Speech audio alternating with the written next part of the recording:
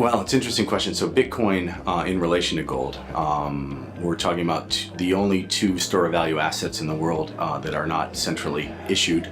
I believe I know both industries very well, as I had a 17-year history in the precious market, and I think there's a lot we can do to jointly market or push forward, access new retail markets in gold via this new technology. So that's kind of my focus of what I'll be talking about here. How can we increase the current addressable market of gold by embracing these new technologies?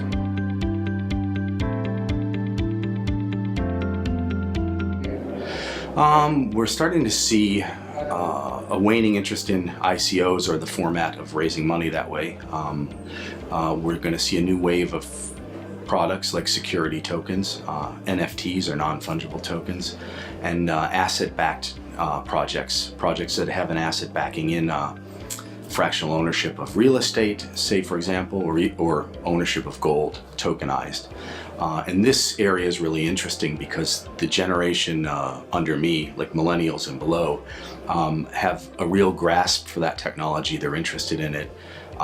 The idea of being self-custodian, being your own bank, vibes with that generation. So there are some opportunities where I think a interesting asset-backed gold project would increase gold's market.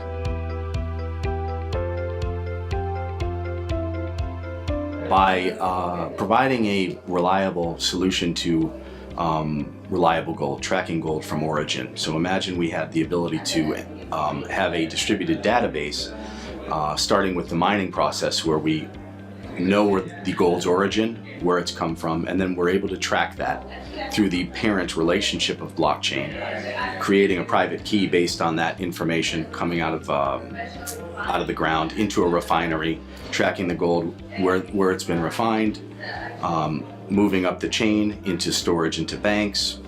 The gold bar is melted, say it's a large bar. It's created, we create kilobars off of that. We can create a private key that's parent of the original bar. We basically have a way to transparently track gold from its origin all the way to its end use, whether it be in jewelry or in a central bank vault. And that's the idea of the RFP the LBMA's done, the idea of provenance. We can then know with certainty, we can eliminate areas where we have sanctioned gold. The ability for that gold to enter the system will become near impossible because we've tracked everything on a blockchain up until a certain point. So it's a fascinating project. It can read, it's one I'm interested in assisting the LBMA with, and it will redefine how the industry works.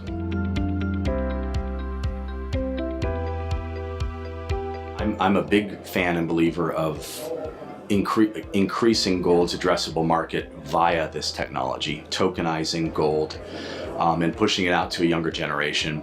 And then with the idea of provenance, that this, by the way, supply chain provenance idea is not only affecting the gold market, it will affect pretty much every market out there. So there was recent news about 2 months ago where Walmart, one of the world's largest retailers, put out effectively an RFP to its produce partners, saying that if you're going to provide produce for Walmart, we would like that done on a blockchain.